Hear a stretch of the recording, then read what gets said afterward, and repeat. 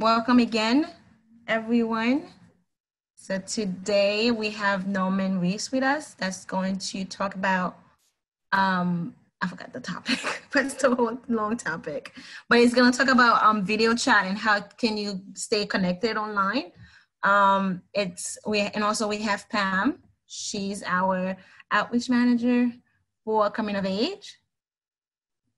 And my name is Shayna Jacques. I'm the host, helping Pam today to host this amazing topic today that's very helpful to everyone.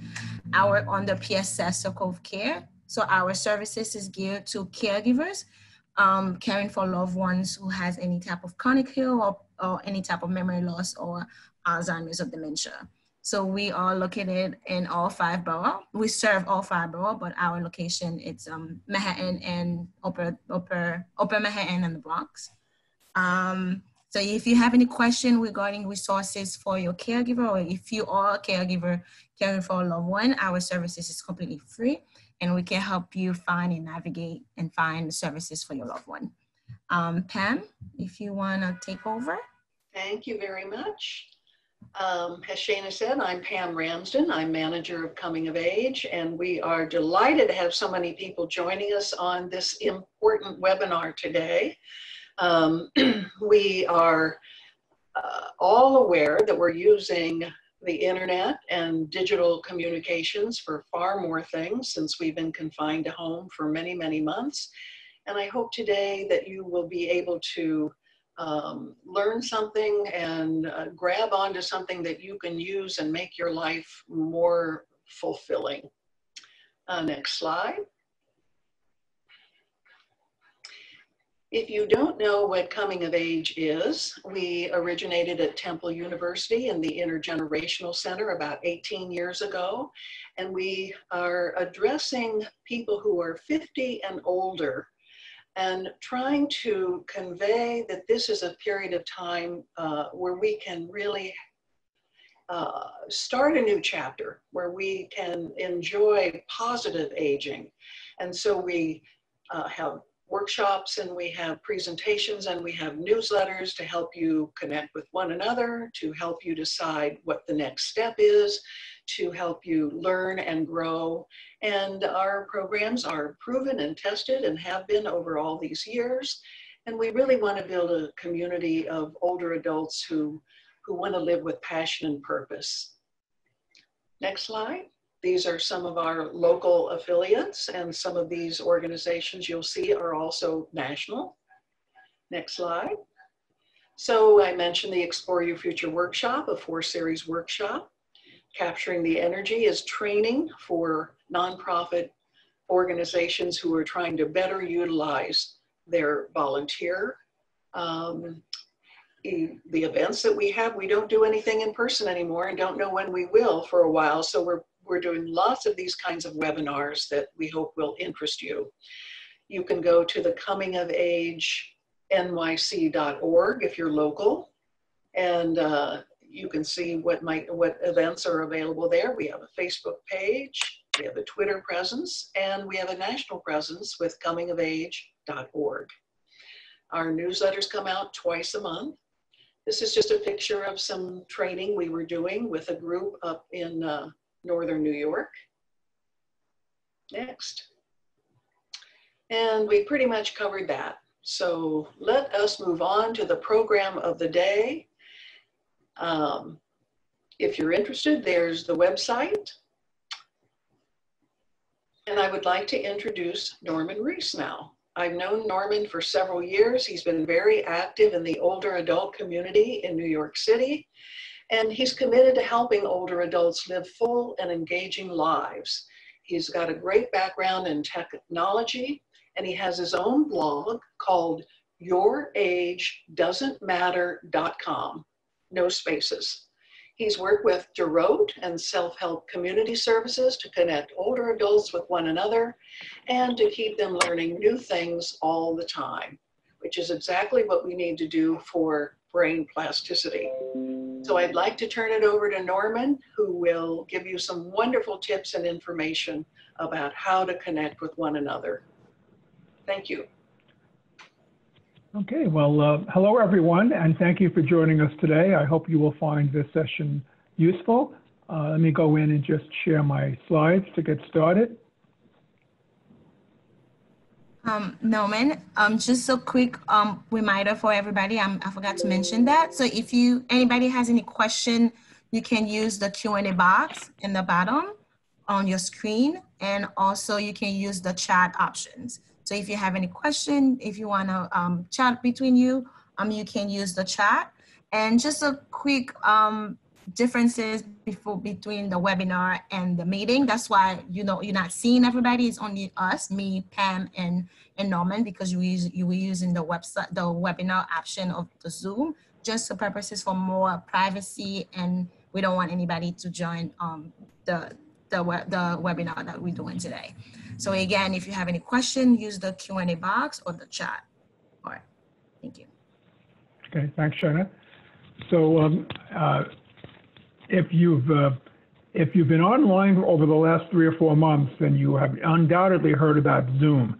It seems to be the flavor of the moment, and that is why I'm going to be focusing a lot on Zoom today. Not only have there been many Zoom events and programs offered online, but there have also been many organizations that are doing tutorials and instruction on how to use Zoom, and I've attended quite a few of them. So what I'm going to do is I'm going to give you kind of a summary of best practices with Zoom, some of which I'm sure you will already know, but I'm hoping that you will get some new ideas that perhaps you haven't heard before. I'm also going to talk about other tools that can be used for video chatting.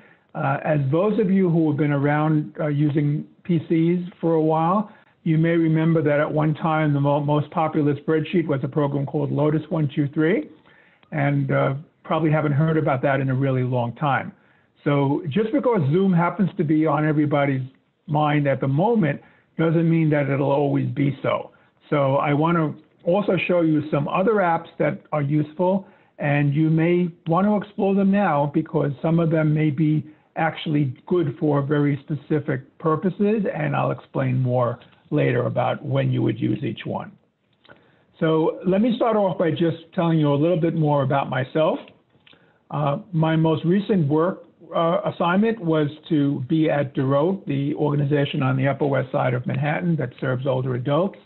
I helped roll out a new program which called the Tech Coaching Program, which was to help older adults to better use their smartphones and to learn different apps such as phone, texting, email, FaceTime, WhatsApp, whatever you could imagine.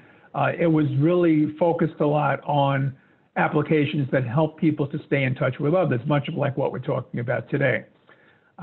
Recently, during the pandemic, I have focused more on helping people to get oriented with Zoom.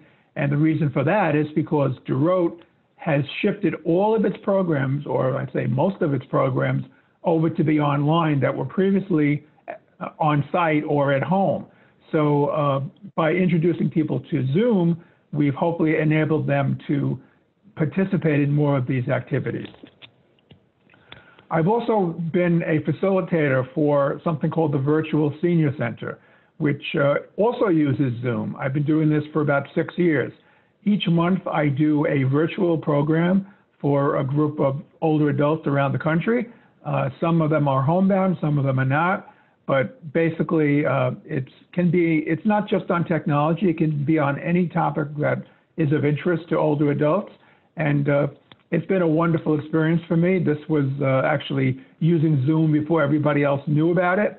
So that's been great. And one of the reasons I got into doing this type of work in the first place is because I somehow ended up in the role of helping many people in my family to navigate the final stages of their lives. And I just found that I had a good knack in working with older people. So I've continued to do so, both professionally and in my free time. I do a lot of volunteering, and most of it is with organizations that help older adults. And then finally, as was mentioned before, please go to my blog, Your Age Doesn't Matter, and of course, it doesn't matter, you'll read about different ways that I feel that older adults can continue to be engaged and to live full lives. So check that out when you can. I usually try to post about once a week, sometimes a little less, but hopefully you'll find some information of value there. So I want to just start off by asking a question. And I would say, since we have a relatively large group, why don't you go ahead and use the chat for now and basically tell me, what is your greatest frustration about staying in touch with other people in today's world? And I'll add a suffix to that, both before and since we got into the pandemic. And Shana, if you could just read out some of the responses that are coming through. I'm just kind of curious to hear what some of your frustrations have been.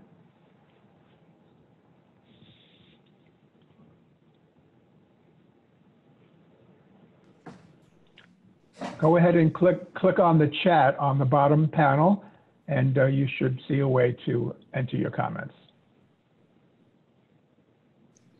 Lisa said, misunderstood.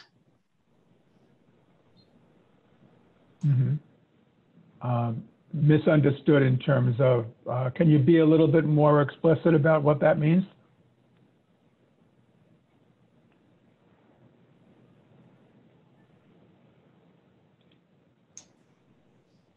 If people are unfamiliar with typing in a question on chat, you might help them with that. From Vince Tomita, no frustration. From Michelle, coordinating times with my loved ones. That could definitely be an issue, yes. I feel zoomed out. I'm very frustrated with having group chats where nothing of substance occurs. Technology, okay. Frustrating for Dinah.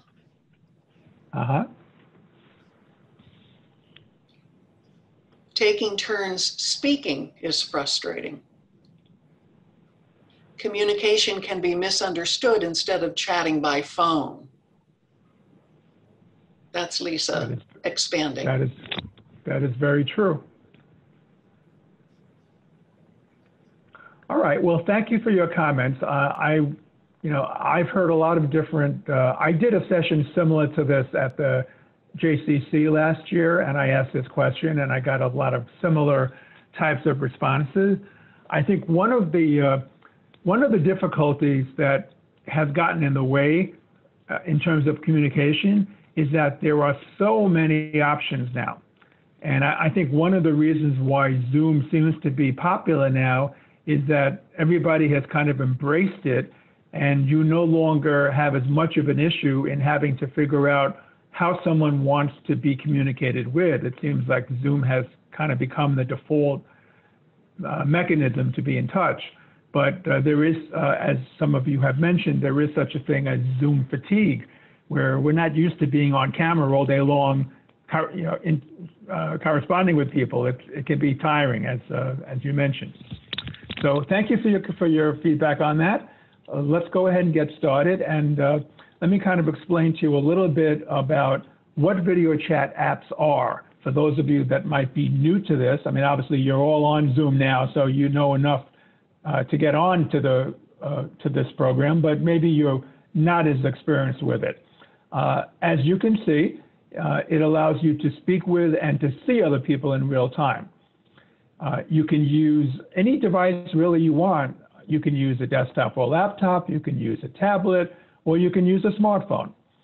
And one of the really great aspects of it is that it kind of equalizes the field to be in touch with people who may be across the country or overseas, and there's no cost, or there's very little cost involved. You can really stay in touch with people no matter where they are.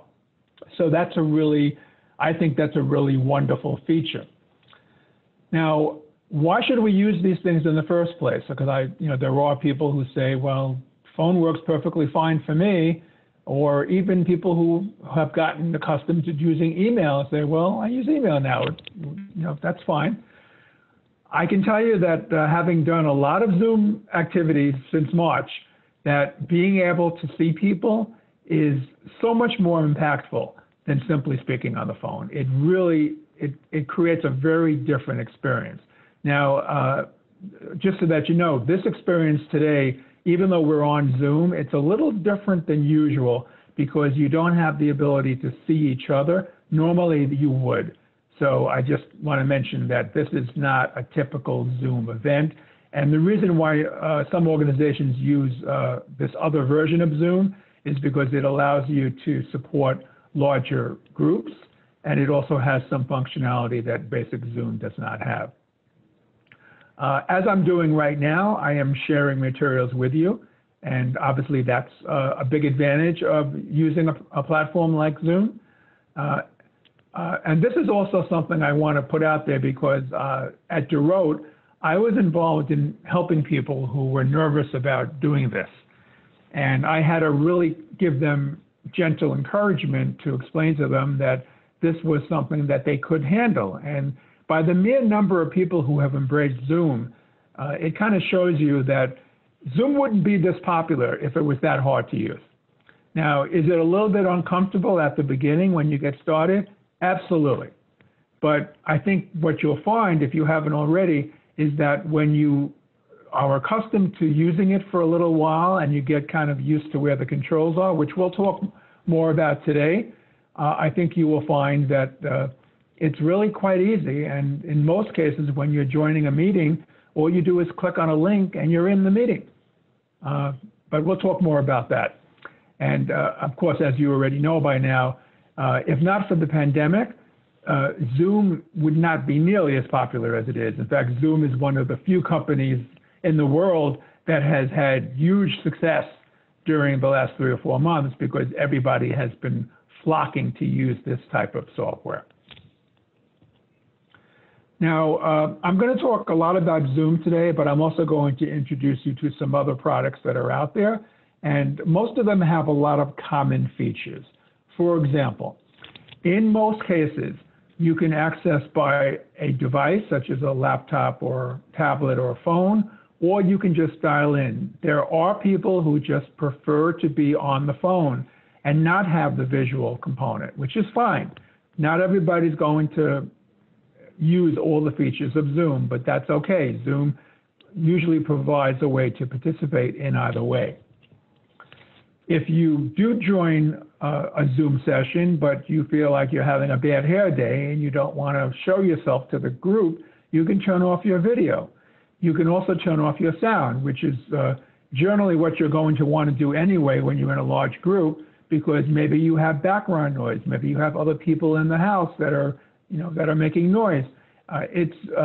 Those controls are pretty easy to use in Zoom and in other platforms where you can just kind of turn them on and off as you need them. And again, sharing of a screen. Now, sharing of a screen is not always available to all participants in a meeting. In a lot of, I'd say in most cases for programs that I've been a part of, usually only the host does share screens because it can be a little bit, it adds another level of complexity to have everyone have that capability. And there have also been some issues with, you may have heard the term Zoom bombing, and I'll talk a little bit more about that later. And Zoom does have a free version, as do a lot of the other programs I'm going to talk about today. And like most things that you do on your phone and through apps in general, there are usually a free version and a paid version. And you decide if you need to go to the paid version. For Zoom, there are some things that you give up by having the free version, and I will talk about that as well. And as I hope you're seeing by your experience so far today, most of these types of programs have a way to be able to chat. When you get into a large group like we're in today, it's very hard to suddenly start unmuting yourself and start talking, especially if multiple people do it at the same time. But if you use the chat, then that is a running record of basically questions that can be asked and answered later on by whoever's giving the program. And what I find very useful is that very often I'll sign up for a program that I know I'm not going to be able to attend, but because I know that they're going to do a recording. And by the way, we're doing that today as well. So if you sign up for something and then your plans change and you can't attend, then you just can get the recording and you can listen to it at another time. I do that all the time. The only downside of doing that is that obviously you don't have the live interaction where you can ask questions. But it's nice to be able to have that or that option if you can't make it live. Now you may be wondering, why has Zoom taken off so much? Why has everybody got this Zoom focus right now?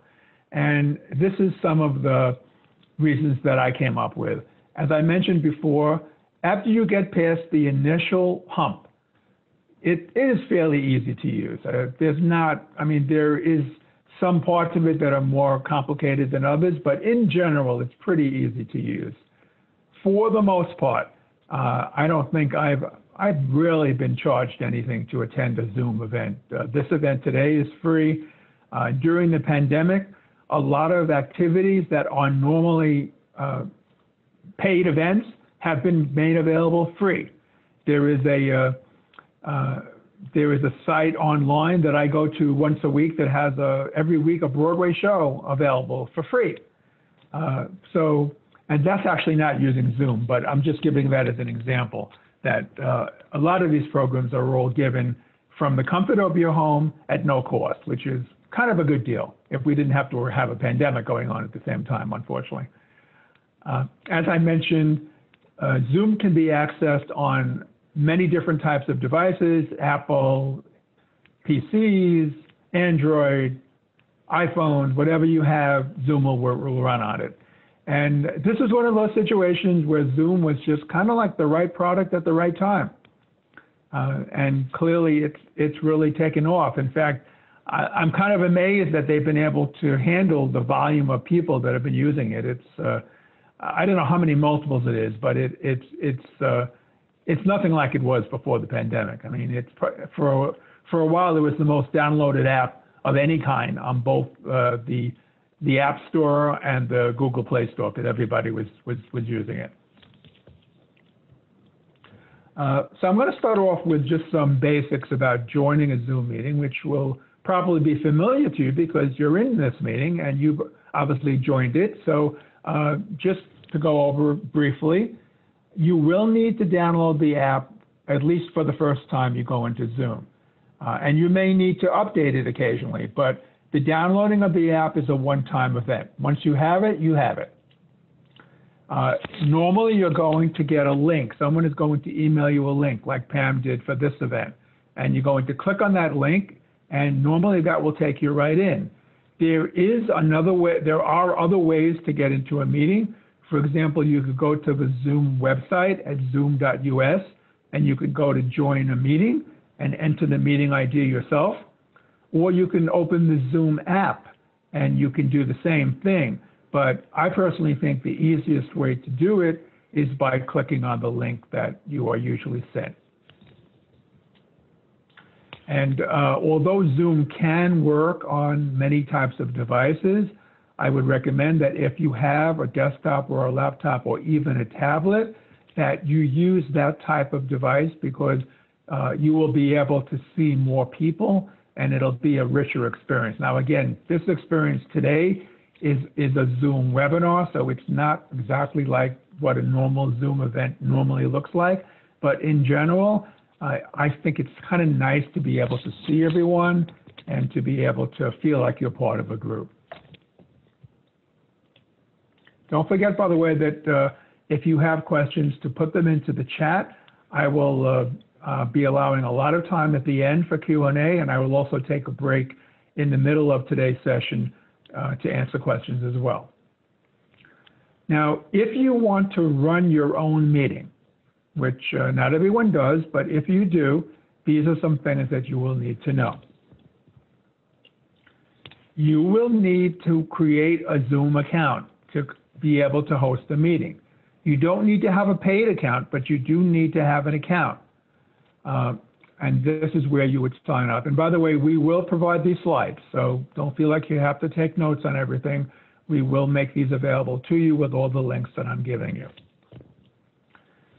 Normally what you will do once you get into Zoom and you create an account and you log in, you will normally want to schedule a meeting. Now you can just go in on the spur of the moment and just start a meeting, but I find that in most cases it is preferable to schedule it in advance, and that allows you to let people know that you're having a meeting and to email them the information so that they'll be able to join. When you set up the meeting in Zoom, you will be given an invite link, and normally what will happen is you will copy and paste that link into email program of your choice, and you will invite whoever you'd like to be in that meeting. And as I mentioned, email is the typical way that people are invited to a meeting. I don't know if we'll be using this today, but I don't think so. But you will find sometimes that if you join a meeting with a lot of people in it, that you may be invited to join a breakout rooms. And the reason for that is because when you have a really large group of people, it becomes really hard to have a conversation. So what'll take place is that the host will ask you to join a smaller breakout room with fewer people, where you'll have a conversation with maybe 5 or 6 people or maybe less. And then at some point, you'll be asked to rejoin the larger group. Now, if you are using a free account, there are some things that you will need to know, because there are some, I mean, obviously most software companies that have apps like Zoom does, they want you to pay for the account. So they can't give it all away for free. But here's what you need to know. For the main difference with a free account from a paid account is that you are going to be limited to 40 minutes. After 40 minutes, your meeting theoretically will end, although I have heard that sometimes they will extend it. However, 2 conditions about this that you may not realize. This only applies if you have more than 2 people in the meeting.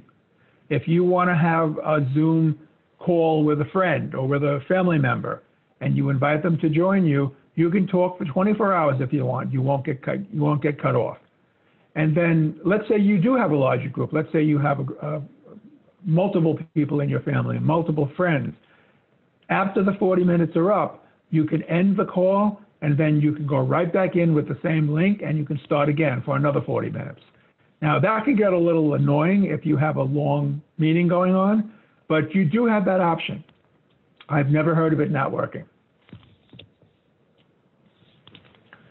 When you have, and this is something I kind of learned recently, I think because, again, Zoom is trying to encourage people to pay. If you are using a free account to set up a meeting and you send the invite over to people, you will not have the ability to send them a phone number. They will only be able to connect by a device. Now that can be a problem because not everyone is going to want to connect by a device. So if you're using a free account, keep that limitation in mind. That may not be an issue for the people you're inviting, but you just need to be aware of it because it's not obvious. I actually just noticed this morning that Zoom put up a message on the top of their screen saying that they've taken out the phone privilege for free accounts. It might also have something to do with the fact that there are so many people using Zoom right now that there may be limited capacity on how many people can actually use the phone lines that they have set up. So that might be part of the problem. The other thing that, again, may or may not be an issue for you is that having a Zoom paid account has a lot more options for how you can configure your meeting.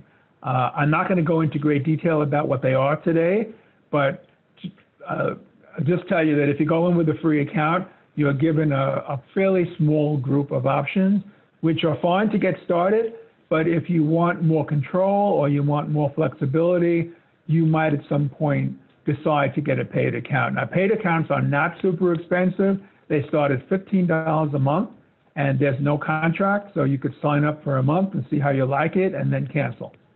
So that is an option if you decide you Again, if you're hosting a meeting, you do not need to set up an account to join a meeting. Absolutely not. Okay, so I just want to take a brief break here before we continue. Are there any questions that have come up so far that I can answer about anything we've spoken about so far? I see there is a fair amount of stuff in the chat.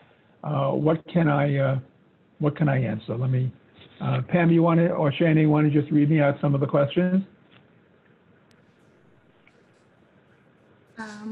I do not see any questions. It was just Yeah, I had a question. Okay. And when you're setting up a meeting on Zoom, can you invite people on that site rather than copying and pasting the link and then going into an email and then sending emails? Can you invite people right from the site? That's a good question. I'm sure other people are probably wondering that also. Yes, the answer, you can do that. The reason why a lot of people don't do it is because in order to do that, you have to actually give Zoom your contact information, and some people are not comfortable doing that. If you use a product from Google, for example, Google may already know who your contacts are because you put them in Google, but Zoom doesn't have any idea who your contacts are. You would have to actually put them in as contacts in Zoom. If you have people that you plan to invite frequently, you may be fine doing that. I think this comment goes back to one of the frustrations, finding a place that has proper lighting to support Zoom. Do you have some tips on if you say you're hosting a meeting or you're part of a meeting as to how it's better for people? Yes, lighting is definitely an issue. This comes up fairly frequently. The best way to handle this is to set up, if you can, to set up lighting so that it is facing you, basically shining on your face. If you have a little lamp, or if you are using a mobile device and you can move around so that the light is in front of you.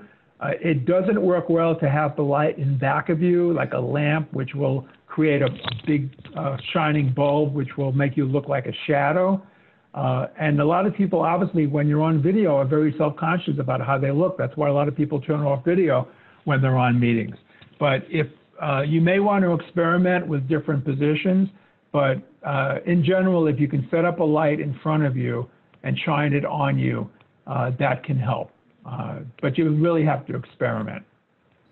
I see another question in Q&A about when you set up Zoom, the screen is vertical. Yes, if you do it on a cell phone, it will be vertical. If you rotate your phone and make it horizontal, you should see a larger screen. Does the password change for every meeting? How does the calendar work? The password can change for every meeting. There is a way to set up a recurring I did it for my synagogue. We have a recurring meeting every weekend where people use the same link every week. Personally, I don't think that's a very secure thing to do, to keep using the same link over and over again. The good side of it is that it allows more simplicity for people to get in every week. But I will tell you that there is something in Zoom called the personal meeting ID, which is a link that's kind of assigned to your account. And you can use that, but what I have found is that usually when people set up meetings, they create them individually for each meeting. Supposedly it's a more secure way of doing it, and then you provide that link to the people who are joining. And the other part of Rockney's question was, how does the calendar work? Well, Zoom itself doesn't have a calendar in it, but what I will tell you that I have noticed is that when you set up the meeting, you're going to be asked about what day and what time you want the meeting to take place. So let's say you set up a meeting for tomorrow at 1 o'clock.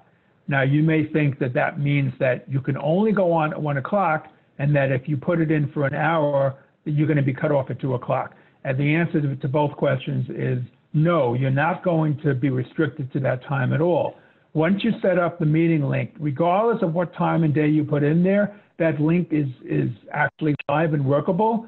So for example, today, this meeting was scheduled to start at 3 o'clock. Some of you got in before then because the link was already live. And if we happen to go beyond 4:30, which is the scheduled end of the meeting, it will still work. You will not get kicked out of, the only time you might get kicked out of a meeting is if you have a free account and you've gone for 40 minutes.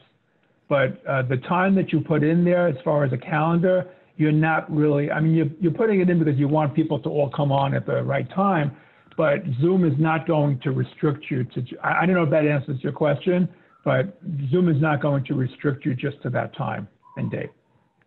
And I think you answered this, but you might want to reiterate, is there a time limit to a Zoom call? Well, I haven't found one yet. I've had some Zoom calls go on for literally hours. I don't know whether you'd want calls to go on that long, but the only restriction that I have seen so far is the 40-minute restriction on free accounts. But I do not think there's a limit. I'd be surprised if you ever got kicked off of a program or an event after a certain amount of time. And if you did, you would probably have to be on it for like days on end, which hopefully you're not. Hopefully you have more things to do than be on Zoom all day. Arlen is asking, is there a dating site that you know of for baby boomers where people chat first and then meet on Zoom? You may not know, but anybody in the audience may. Yeah, I mean, I'm sure a lot of us are probably wondering about that during this time. Obviously, I'm not addressing that today. If someone wants to chime in and has some suggestions that they want to add into the chat, definitely do so. We will also have open Q&A at the end, and if maybe by then other people will have a chance to weigh in on that. But it's certainly a question that probably many people are thinking about right now. That's Gets a little lonely being at home all the time. Yep, I think that covers all the questions. Okay, well then let me go back in and continue with my presentation.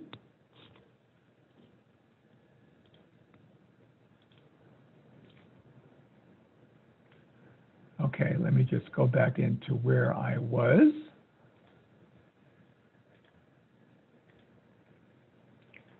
Sorry, I somehow got into the wrong place here. Okay, so let's talk about Zoom controls. And these are little screenshots from parts of the screen that you will probably see. Again, you won't necessarily see this exactly today because we're in a Zoom webinar, but you will see them on most Zoom meetings. The first thing to know is that there are two basic views in Zoom. There's gallery view, where you see the little boxes of everybody's face, and then there's speaker view. Now, what's happened today is that I believe that Pam or Shana has highlighted my presentation so that you can see it, because we are focusing on that right now. And if you participate in a Zoom meeting where people, like maybe one person is presenting, what very often you will want to do is you will want to shift to speaker view, which will only show the speaker in a large box and the other people will be minimized. And you have control over that. If you look at this little box that I have in the graphic here, you will see that it basically is a toggle back and forth between speaker view and gallery view. It is very important to know about how to turn yourself off and on, both for video and for voice. Basically, if you see the buttons like they appear here, the microphone and the camera, it means that you are able to talk and you are able to be seen. If you click on them, you will see a little line through them, which means that you're not able to speak or you're not able to be seen. And again, it's a toggle. So as you click on it, it'll go on and off. Now, there are different ways to ask a question in Zoom. And I want to show you some of the ways that typically people do it. Now, obviously, you're familiar now with the chat. That's a good way to ask a question because you don't want to wait till the end. I mean, you want to end when the thought occurs to you. if you click, well, if you're in a small enough group, what you can do, and what I have seen people do, is you can just raise your hand like this, and people, hopefully the speaker will see you, and they'll call on you. But in a large group, they may not see you, so there is a way. If you click on participants, you will see a button that says raise hand, which will basically raise an electronic hand, and the speaker will see that you would like to speak. So any of these methods will work, but again, if you raise your hand physically, keep in mind that in a large group, the speaker may not be seeing you, may not be seeing your picture, and that's why they're not calling on you. I want to talk a little bit about security, because there's been a lot of publicity about Zoom bombing, about people breaking into meetings who shouldn't be in the meetings. And I can tell you that over the last month or so, Zoom has specifically changed the product to address this. They have been adding a lot of new features and functionality because they know that people are concerned about this. So let me show you some of the things you can do to make your meeting secure. When you set up your meeting, let's say you're hosting a meeting, even with a free account, which I said has fewer options than a paid account does, you will see some of these options available. And this will come up, this screenshot that I'm showing you is from the Zoom website when you're in the process of creating a meeting. Enable join before host. It's usually best to keep that off. What that means is that, let's say for today's event, for example, we started at 3 o'clock. If you say enable join before host, somebody could join at 2 o'clock. But if they do so, there's not going to be anything to see because nobody's there yet. So you might want to make sure that people can only join after you, as the host, start the meeting. You may want to choose to mute people as they come in, which again, in a large group can be handy. That doesn't mean that you can't unmute yourself. It just means that going into the meeting, you are muted initially. And I don't know if you have this today. I don't think so. But you may sometimes go to a Zoom event where they have a waiting room, where they put you into this like virtual waiting room where you're waiting for someone to admit you into the meeting. That can be helpful because when someone goes in there, hopefully you can judge by the name who it is and whether or not they're supposed to be in your meeting or not. So I would recommend that you use these options when you set up a meeting.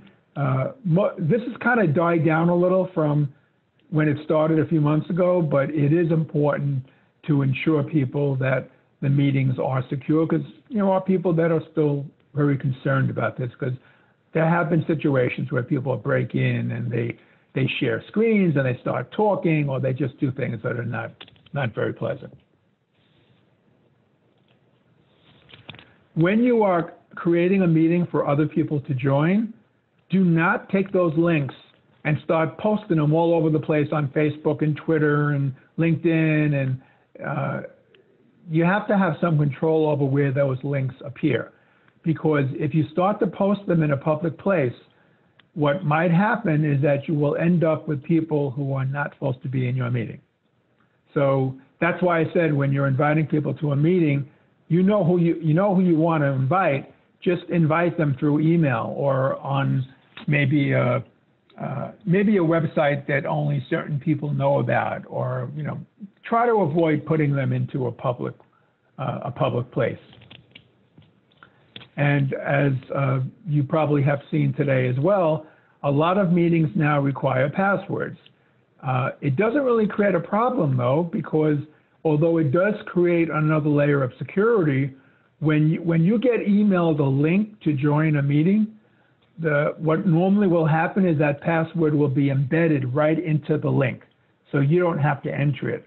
Now, the time you will have to enter it is that if you're dialing in by phone, then clearly you will have to put in any numbers you are given as a password. Like right now, I'm on phone. I called in by my phone rather than my computer microphone, and I had to actually type in that password. And as I mentioned before, it's usually best to only have the host screen sharing. Unless you've arranged it in advance and you have a reason for some of the participants to do a screen share, you generally want to limit that capability. And again, that's because of all the issues with the Zoom bombing. And sometimes people just screen share without intending it. Then all of a sudden you'll see something on the screen that you have no idea what it's doing there. Here are some just general tips that I've had from all my Zooming from the last 3 or 4 months. And again, hopefully there'll be something new here that you haven't heard before. Everybody always wants to know about virtual backgrounds. I can't think of any feature of Zoom that is more popular than how can I have a nice picture of a palm tree and a beach in my background so nobody has to see my messy room that I happen to be calling from. Virtual backgrounds don't always work well. It depends on your computer or your device. It depends on the lighting you have going on in your space. I've seen some really funky virtual backgrounds that were supposed to look like beach settings that looked really weird, where the picture kind of blended into the person's face. Be careful with them. When you're not speaking during a meeting, keep yourself on mute until you're ready to speak or until you're invited to speak. It can be very jarring for a presenter to trying to present and to all of a sudden have someone have something going on at a participant's home, and then you have to figure out like where is it happening, and you have to go in and mute them. I mean, it creates issues. Do it yourself, and this way, keep in mind that you can always unmute when you need to. And here's something, let me just give you a demonstration. Like right now, I'm looking into the camera, so it should look pretty natural. But if I look at my slides like I'm doing now, it looks like I'm looking off into the distance. Now, I have to look at the slide sometimes because that's what my notes are. But if you can look at the camera, it's going to be better for making eye contact like you would normally do in a face-to-face conversation. So try to do that whenever you can. As I mentioned before, put your lighting facing you, not in back of you, if you can. I mean, you may not have that flexibility. When you are sending a chat, there is a little arrow that appears next to the chat box that allows you to select whether or not to send the chat to everyone on the meeting or to send it to individual people. Make sure you know who you are sending it to. And by the way, if you are sending what you think is a private chat, keep in mind that chats in Zoom are saved. So even though it looks like it's only being sent to the person that you're sending it to, the host of the meeting can actually access that chat later. So don't put anything super private on Zoom. Norman, I have a question.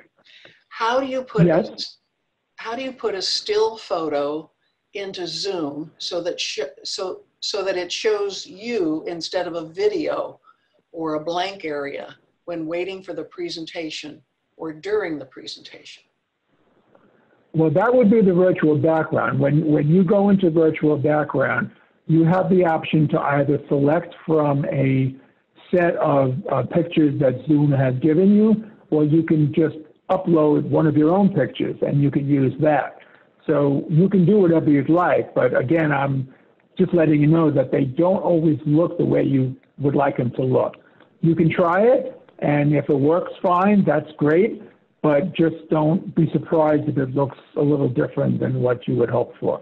But you do have that flexibility for most meetings, you can do that. Are you going to talk about how the screen share works? I'm not really going into that in great detail today. I would say if there's time at the end and if there's more interest in that, I can talk more about it. There is an icon on the bottom that you will normally see in a Zoom meeting that says share screen. But like I mentioned before, unless the host has allowed you to do it, you might not be able to share anyway. But I will talk about that more at the end if more people have an interest in it. Okay, that's it. Okay, thank you. And like we did today, if you are recording the meeting, be respectful and let people know that you're doing so. and give people the chance to opt out. And they may choose to turn their video off, they may choose to leave the meeting, but you do have to let people know that you are recording and for what purpose you're planning to use the recording for. In today's case, what PSS normally does is they provide archives on the website for people who missed the event to be able to go in and listen to the event at another time, which I think is really handy, but some people may not be comfortable with that. Okay, so I think we did address some of the other questions that came up, but I just wanted to just check in again before I move on to the next session. Anything else Zoom related before I get into some of the other options that are available? I mean, obviously there's a lot of, Zoom is easy to use, but there can be a lot of complexity to some of its functionality and some of its features. Does anyone else have questions at this time that I can address before we continue? Don't be shy. Happy to answer them. I don't see any, Norman. Let's see. I received an invitation by email with no message but an attachment. I don't know. Generally speaking, when you get an invitation to join a Zoom meeting, there shouldn't be an attachment. I mean, I'd be careful with any attachments you get that you're not expecting. When you get an invite to a Zoom meeting, normally you're getting a link, and you click on the link. You shouldn't be getting an attachment. That doesn't sound right. So be careful with that. On the Q&A yeah. box, there's a question, if you can see it. Yeah. I think we mentioned that, but we can go over it. Yeah, it's actually very simple. If your meeting ends after 40 minutes and you want to, you want to continue with the meeting, you just tell everybody when it's approaching 40 minutes, you say, it's now almost 40 minutes. We might get kicked out of the meeting. If we do, just go ahead and click back on the link that I sent you and go back in, and then that'll restart the clock. And then you can talk for another 40 minutes. I also have heard about situations where Zoom will extend you because, I don't know why, but I have seen situations where they'll give you more time. It probably depends on how many other people are using Zoom at that particular time. But again, I haven't heard of any cases where that doesn't work. It can be a little annoying to have to keep going in and out like that, but it does seem to work. Give it a try, and if you have any issues with it, let us know, or let me know. I'll have my contact information at the end. I would love to find out if that's not working.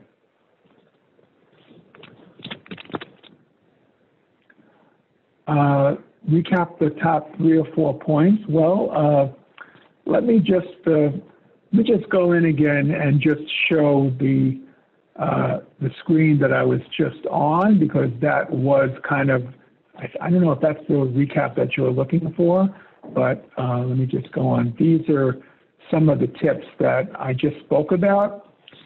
And obviously this is a small subset of things that I've learned over the last 3 or 4 months, but I think this is a good place to start. Feel free to continue to put in questions in the chat. I'm going to go ahead, and remember you are getting these slides, so don't feel like you have to frantically copy everything. So let me go on and let me talk about other options that are out there. Now, you may not be invited to a lot of things.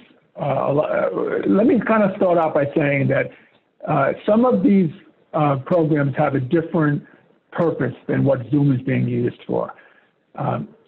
Some of these other programs that we're going to be talking about are meant for people to be communicating with people who are in their family, who are their friends, who have extended networks. The way that Zoom is being used right now, it's being used as an equivalent for gatherings and for meetings. That's not the same as being in touch with your granddaughter or calling your son or having a chat with a family member that's across the country or in Israel. So these are kind of being used for different purposes. So I want to just start with that. Now, can you use Zoom to have a chat with a family member or a friend? Absolutely. Especially if it's only the two of you, then there's no restriction and you can talk for as long as you want and you can see each other, assuming you both have a camera. But some of these other programs that I'm going to mention were really intended for a more type of, smaller type of interaction. So let me go through them. And the other reason I want to make you aware of them is that Zoom may not always be the only game in town. It happens to be very prevalent right now, but so is Lotus 123. And so is VisiCal, for those of you that go back that far. Let's start with Facebook Messenger. Facebook Messenger is actually a separate program, but it's obviously part of Facebook. And some people who love Facebook love Messenger. I personally don't like Messenger because what I find on my phone, and I don't know if some of you have noticed this, is that it has an annoying habit of like popping up when someone tries to contact me, and it goes over everything else that I'm doing on my phone. So I try not to use it, but some people really like it. Just want to make you aware of it. Obviously, you can't use this for people who don't use Facebook. They're not going to be able. Well, let me kind of rephrase that a little bit. Facebook Messenger is actually a separate app. So theoretically, you could use Facebook Messenger and not be active on Facebook. But I don't know if you could actually even use Messenger if you don't even have an account at all in Facebook. Someone knows that for sure. Please add that to the chat. But generally speaking, this is for people who already are on Facebook. And Facebook Messenger can be used for other things besides video chat. People use it for phone calls and they use it for texting. In fact, I think very often it's used more often for those things. And that's what you'll find now, that a lot of these apps that I'm going to be describing can all be used for multiple things. And it's really a matter of preference in terms of which tool you use and for what. There's just, like I said at the beginning, there's so many options available, it can be a little overwhelming at times. If you have an iPhone, then you probably have heard of or probably used FaceTime one time or another. FaceTime was the original program that came out long before a lot of these other programs became popular on how to do video conversations. And now, obviously, there's a lot more players in the game, but FaceTime is still very popular. And again, if you don't have an iPhone or an iPad or even a Mac, you cannot use FaceTime. Apple has never allowed FaceTime to be used on a PC or on an Android device, so you're out of luck. It works great to be in touch with grandchildren or to be in touch with anyone in your family that has an Apple device. It's fairly easy to use, and most people who have Mac devices have used it before. And even though it's called FaceTime, you don't have to use it just to show your face. You can also move the phone around. If you haven't tried this yet, you can obviously use it to use the camera on the phone to display anything you'd like in your environment. So it can be a lot of fun. And that's why people really enjoy using it. Once you start to have regular conversations with people, you can save them as favorites. You can go into recent calls like you can with voice calls often, and you can just restart FaceTime calls for people that you have recently had conversations with. And again, Apple people love FaceTime for the most part. There is also a group FaceTime where you can get a whole group of people together. I will tell you that there were once some issues with group FaceTime. I believe they've resolved them. I mean, I work more on the Android than on the iPhone, so I don't use FaceTime a lot myself, but it does have that capability. You're not restricted to just one person. I certainly wouldn't use it to have like a huge meeting like Zoom does, but you can do it for more than just one person. Now, just in case it's not enough to have one option, Google has 3, but I'm going to tell you what I think would be a recommendation for if you're going to use a Google product, which one I would recommend you take a look at. You probably have never heard of Duo because Google never really promoted it a lot, but it is a video chat application and it has been around for a while, and you can download it from the Google Play Store, but you may not find a lot of other people that you know that are using it, but it does exist. And like I say, it's never gotten a large audience. My guess is that sooner or later, Duo will go away. And then there's Hangouts. Hangouts has been around for a little while. Most people have had some experience with it. But again, Hangouts appears to be going away because, as you can imagine, when Zoom became popular during the pandemic, Google looked at this and said, we can't let Zoom be the only player in town. We have to do something about this. So what they decided to do is, I guess they thought for whatever reason that Hangouts wasn't a strong enough platform, so they came out with Google Meet. And that's their Zoom-like product now. Now, the reason, and I've tried Google Meet, it has some benefits over Zoom. One thing I like about it is that it's simpler. It doesn't have as much of a busy interface as Zoom does. But the downside of that is that you won't be able to do as many things with it, or you won't have as much control over the experience like you have with Zoom. So you might like it or you might not. But the most important killer feature that Google Meet has is that it has built-in closed captioning. That is useful. If you are talking to people who are a little bit hard of hearing or who just, for whatever reason, would like to have a way to, and if you ever watched a Broadway show online and you've turned on closed captioning, you know the value of being able to actually see the lyrics of songs and to be able to hear things that maybe you wouldn't understand. It opens up a whole new world. Now, Zoom has this capability too, but they do not have it built in the way that Google does. With Zoom, you have to get a third-party product and integrate it with Zoom, which I haven't tried to do. I think it's actually kind of funny. I went in this morning and I was testing this because I wanted to make sure I was giving you correct information. Zoom has a way where you can turn on closed captioning, but you have to assign someone to type in what you're saying. Now, to me, that's not closed captioning. I mean, that's kind of ridiculous, but that's what they have to offer right now. So if you like closed captioning, try Google Meet. They are offering it completely free up until the fall, which I presume that at that point they'll have some kind of a pricing structure similar to Zoom. But not bad. It's definitely, if whatever reason you don't feel comfortable with Zoom, you could try Google Meet, and you might like it. Those of you that have been around using video chat for a while have probably heard of Skype, which is now owned by Microsoft. And you may be wondering, why don't we just use Skype? That's been around for a while. And I have noticed recently that Skype has actually done something now where you can go to the website and you can set up a meeting without actually having a Skype account, which was a requirement in the past. So, but it looks like you do still need to download the Skype app. But is it an option? Yeah, absolutely. It's definitely worth looking at.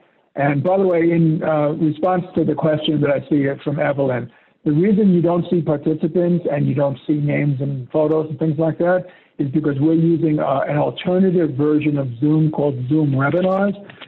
This will not be the case in most of the Zoom programs that you choose to join. We did this today because we have a larger group, and there are some functionality that webinars have that basically Zoom does not.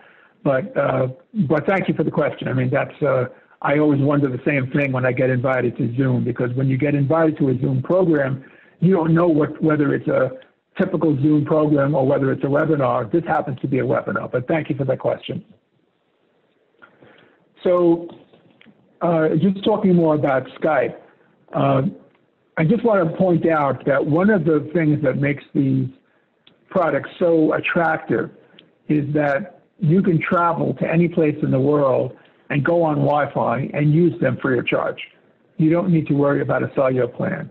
And Skype, like other programs that we're talking about, not only does video chat, but does phone calls and does, you can send text messages. So it's really, it's almost like an abundance of wealth in terms of all these different ways that you can communicate. Skype is definitely not as popular as it used to be, and it is not as popular as WhatsApp. Especially out of the U.S., people love WhatsApp. Now, just so that you know, in case you don't know already, WhatsApp is owned by Facebook. So if that bothers you, you may want to take that to an account when you're choosing what package to use. In most cases, if you choose to use Skype, now again, I don't know if they've changed this, but it has been like this in the past, the other person has to use Skype too. You just can't put in a typical landline phone. Now, this may be less of an issue in the future because obviously there are fewer people who have landline phones, but in general, you have to both kind of be on the same platform. Like, you can't one person be on Skype and the other person be on WhatsApp. It doesn't work. It would be nice if it did, but it doesn't. And then finally, WhatsApp, which again, very, very popular out of the US especially. You do need to set up a WhatsApp account. You can't like import from Google. I mean, you have to have an account. No problem, whatever type of phone you have, WhatsApp will handle it. No need to have an iPhone, works perfectly fine on Android. As I mentioned, very popular in Europe. I use it to connect with relatives in Israel all the time. And like the other apps that we mentioned, not only can you do video calls, you can do audio calls, you can send text, and you can send pictures. So there's a lot of options here, almost like too many options, but I want to make you aware of them only because, again, Zoom is not the only player in town, and if you're connecting with people in your family or friends, you may decide that one of these other platforms is the best option for you. And also similar to what I said about Skype. You can't just use WhatsApp and put in a phone number and call it. They have to have a WhatsApp account too. There is something else in WhatsApp that I just want to make you aware of because sometimes I get caught up in what's called a WhatsApp group or a WhatsApp broadcast list. And these can be a little bit annoying, but sometimes they're useful. For example, if you have a family member that's going through, God forbid, an illness of some type, and you want to update a bunch of people at one time, this kind of thing can be very good because you can put a message and you can send it to the group and everybody gets it. But again, WhatsApp has two different types of groups. One where the person who gets it can only respond to you, and one where the recipients, when they put in a response, everybody gets it. So make sure you know what type it is. I don't know if you'll be able to tell by looking at it, but if you ask the person who set it up, they will probably be able to tell you. But again, this can come in handy, but I find that some people tend to overuse this where it gets to be annoying. I just want to make you aware of it. This is kind of like a generic comparison of some of the products that we've spoken about. And again, I will share these slides with you. This is actually from another presentation that I attended recently, but I thought it gave a good place in one picture where you can kind of compare things. And again, take note, FaceTime is the only product on this list that only can be used on Apple products. And also take note that for just about any of these products, the app itself and to make the video calls are free, which is great. If you would like to get more information, there are many great places where you can get help with not only these apps that I've discussed today, but any type of technology. These are just a few of them, but I want to just go through them and make sure you are aware that they exist, because I have found them extremely helpful. Five Seniors is a particularly good site. They have a session every day at 3 o'clock Eastern Time on different topics, ranging from, they just had a very extensive session on Zoom yesterday, which, by the way, you can listen to on a recording if you'd like. They're having, every day is a different focus, and they focus a lot on younger people teaching older people, people who are in school. It's an intergenerational site. It's a wonderful program. I definitely highly recommend it.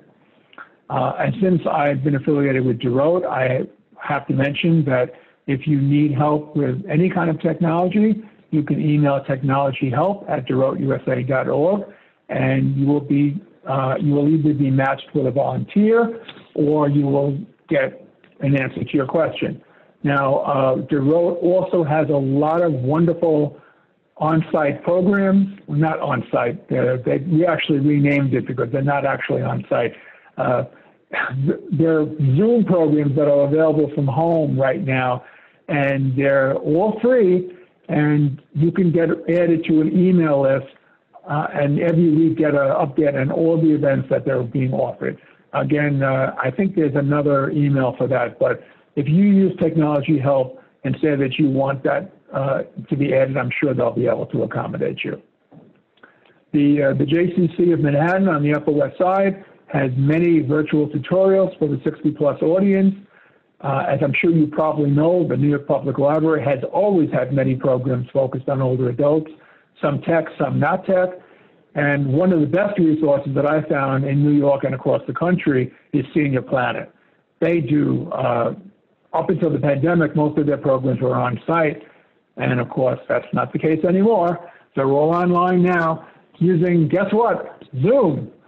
So you can go to their website, you can join their event list, you can join their email list, and you can get all this information about what they're doing, and they have a lot of really great activities going on. So we're getting towards like the end of my presentation now, and you may be wondering, well, this is all well and good, but now I'm like totally overwhelmed with all these options. What should I use? That's too much already. All right, so here are the questions that you need to ask. For the people that you want to connect with, whether it be your family or your friends or community members, what do they use? Ask them. What is their preference for apps that they like to be used? Now, they may tell you that they like you to call them on the phone, which is perfectly fine, but you have to ask that question. Secondly, how many people are you communicating with? Something like FaceTime or WhatsApp is really good for communicating with one person or two people even. Zoom tends to be used for larger groups, but that doesn't mean you can't use it for two people. You can, and it's free for two people, completely free. Does the person that you want to contact with have an Apple device? If they do, they may want to ask you to be on FaceTime, which could be a problem if you're on Android because you won't have FaceTime. So you can go back to them and say, I have WhatsApp. How about that? Can we use that? But, FaceTime is one of the few apps that's restricted in terms of what devices you can use it on. And just keep in mind that you may have to, I didn't mean this to be a pun, but you may have to adapt to the app that others prefer to use. That is, I have a friend that loves text messaging. And I use text, but he uses it all the time. And I've sometimes had to plead with him, please call me once in a while. I mean, texts are fine, but can you please pick up the phone occasionally? People have their preferences about how they want to communicate, and you're going to have to be a little flexible. It's just the way of the world. There's a lot of options. There's a lot of people, And you're just going to have to reach some kind of agreement or consensus on which of these tools to use. The best way to handle this is to ask someone, how do you wish to be in touch? And please do not assume anything based on their age. It is very easy to assume that a young person likes FaceTime or likes texting, or an older person likes the more traditional form. Well, you know what? That is not always the case. Ask. Don't assume that you already know. You may not know. And then finally, this is a picture of me and one of my clients at Durot. Her name is Ruth. She has just turned 104.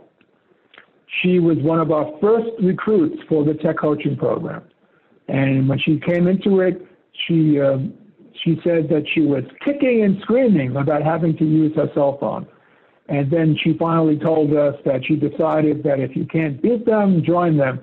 And she's been one of our most successful clients. And she's had her challenges, like many people do in their later years, but she's been able to connect with people, and she's very social. She has intergenerational friends. So for me, it's been very inspiring to find out that if I ever make it to 104, if I can do half the things that she's been able to continue to do, then I'll feel really gratified.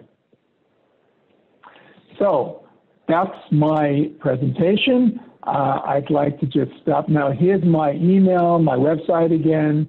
I do want to make sure we have about maybe 10, 15 minutes, which is actually pretty good.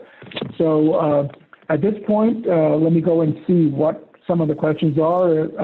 Pam or Shana, why don't you go ahead and read some of them to me, and Yes, we'll go ahead and address them. Let's just go. Let me check the one on the Q&A box because we have a few. I think you answered that question before, but someone, Kathy, she asked, when I set up Zoom, the screen is vertical. Can it be changed to horizontal? I think you answered that question already, but you can. Yeah, that happens when you're on a phone. You have to rotate the phone to get the larger view. Okay. And by the way, I just want to point out that if you happen to be using a tablet, the tablet has the controls in a different place than on a computer or a phone. They're on the top and not on the bottom. So just keep that in mind if you use a tablet. I have a comment here from Susan who says, Duo is great. And then Michelle says, my Metro PCS phone has Duo on it built in. So do you know how to delete a contact? Cannot see how to do it. Skype was all the rage. How does it compare to Zoom? Did you say that Skype doesn't cost and that can be used overseas anywhere? So first, the how to delete a contact in Duo. I don't really use Duo that much, so I don't know if I can address that, but I'll take a reasonable guess that if it's a Google product, it's probably using contacts from Google Contacts, which is integrated with Google. So if you want to get it out of Duo, you probably have to get it out of Google, and then it'll disappear from Duo. That's my guess. But again, I don't use Duo that much, but I can't imagine they would set up another contact list when they already have one in Google anyway. And how does Skype compare to Zoom? Did you say that Skype doesn't cost and that it can be used overseas anywhere? Skype will not cost unless you are trying to call someone who has a landline phone or someone that is not using Skype. If you are using Skype to Skype with another person who has Skype and they're anywhere in the world and you're both on Wi-Fi, there is absolutely no cost to it. And yes, it was very popular for a long time, and it still is used by a lot of people. And from what I see by going to the website, they are trying to make it even friendlier now because they're trying to get a piece of the action from Zoom. So if you like it and you have other people that like it too, it's not going away anytime soon. It's owned by Microsoft. They're not going to kill that product.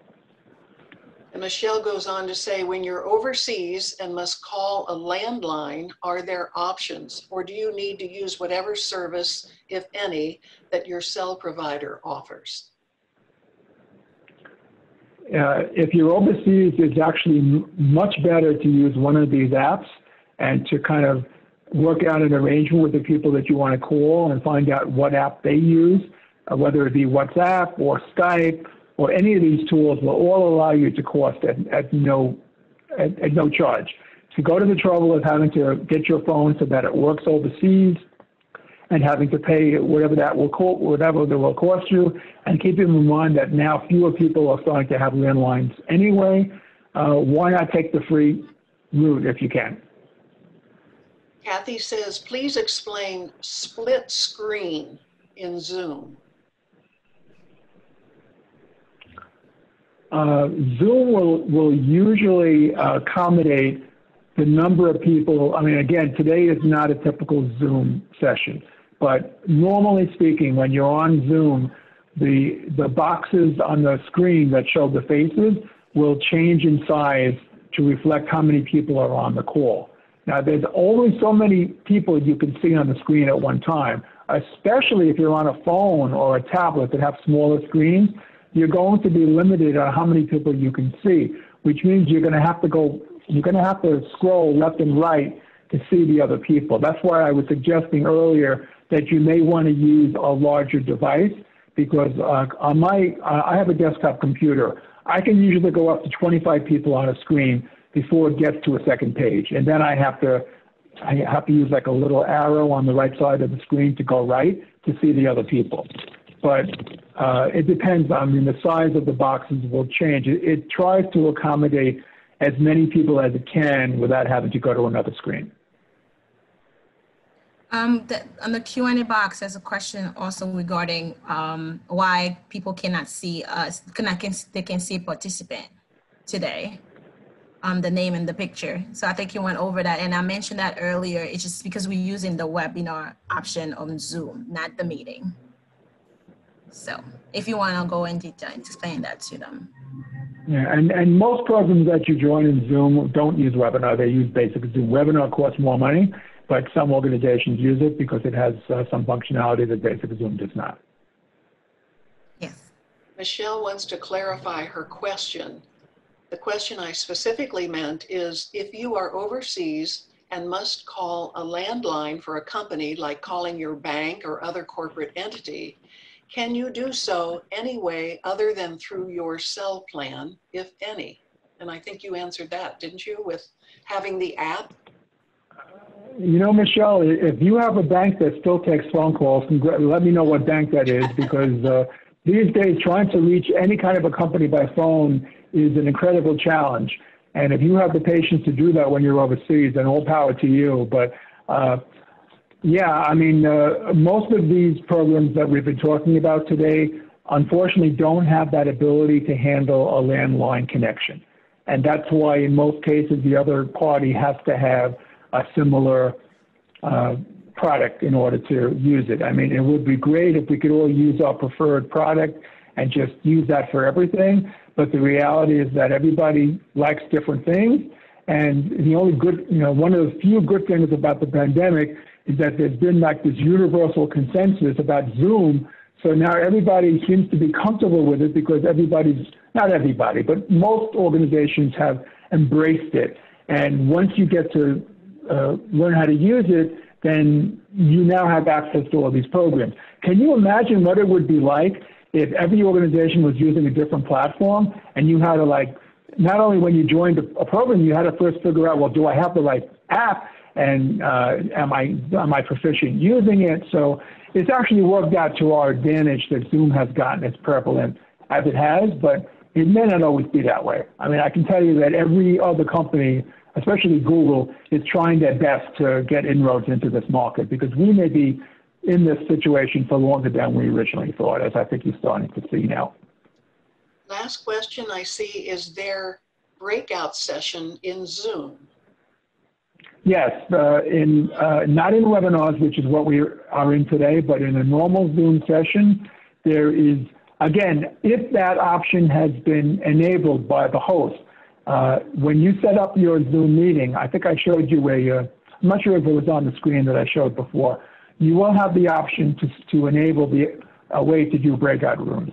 And I can tell you that a lot of Zoom programs that I've been on lately have been using them mainly because there's just so many people on it that it gets unwieldy. I mean, a lot of people don't feel comfortable trying to compete to have a conversation, you know, a real conversation with that many people. So by splitting people up into smaller groups, it's sort of like when you go to a conference and sometimes they will ask you to go and talk to other people that you're sitting next to and take like 5 minutes and then go answer a certain question and then go back into the larger group. It's the same idea, just being applied electronically.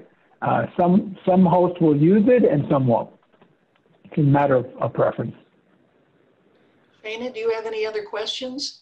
Yes, Lynn asks if with the new version of Zoom, do you have to install them with the new version of Zoom? There was something that took place at the end of May where this was the time that Zoom was having all these security concerns because people were breaking into meetings. So they came out with version 5.0. I think they're now up to 5.1 or something.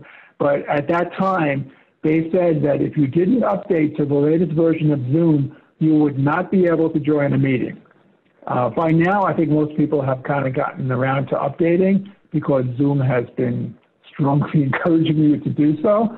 But they did that specifically because there was a lot of publicity about security problems, and they were trying to make it a safer experience. Now, the downside in making it a safer experience is that now it gets a little bit more complicated to join a meeting because now you have to go into a waiting room and you might have to enter a password.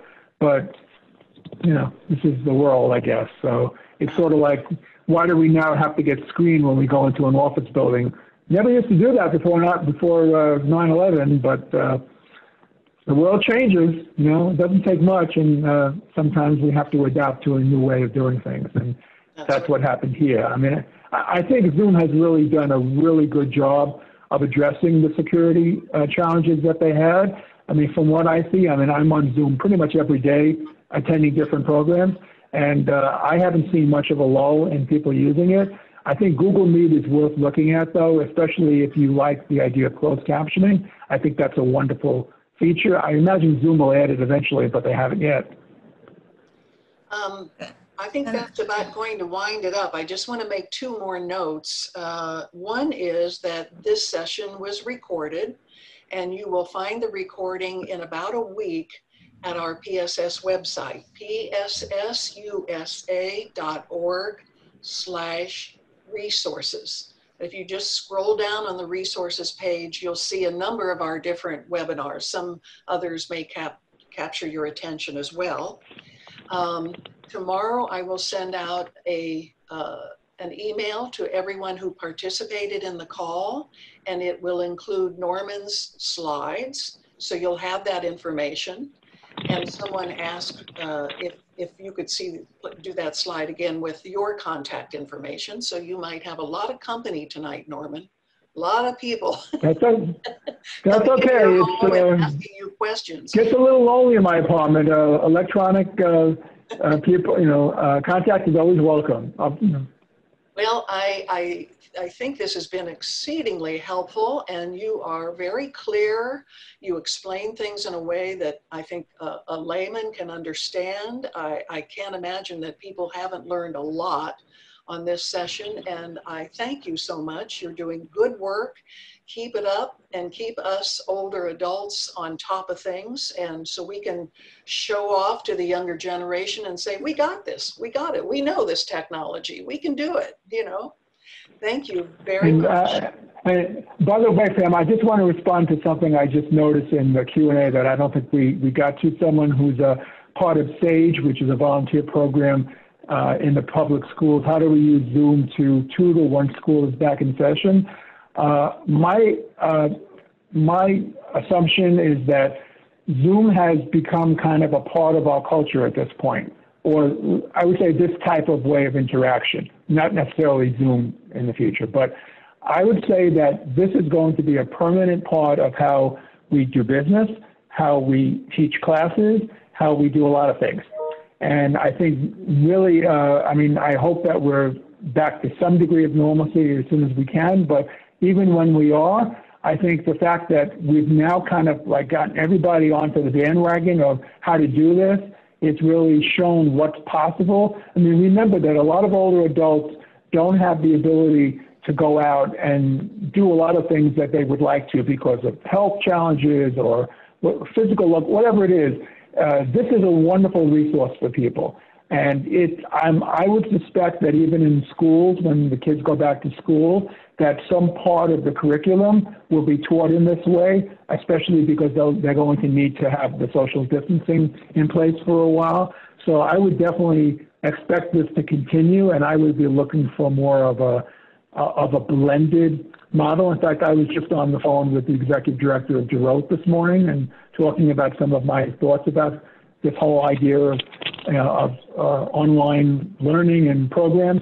And I told him that I thought that being able to offer programs in this way is so valuable that it's going to be with us for a long time to come. And that would include schools too. I agree. We're learning things all the time that we're going to be able to do from our own home. One quick message from Arlen Berglis in California. He said you can go to Facebook and look at all the things he's posting called Boomer Events,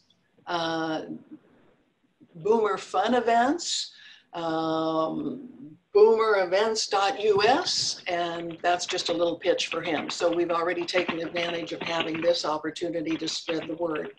Thank you again, and we're just about 1 minute over, and that was very good timing. Thank you so much, Lorna.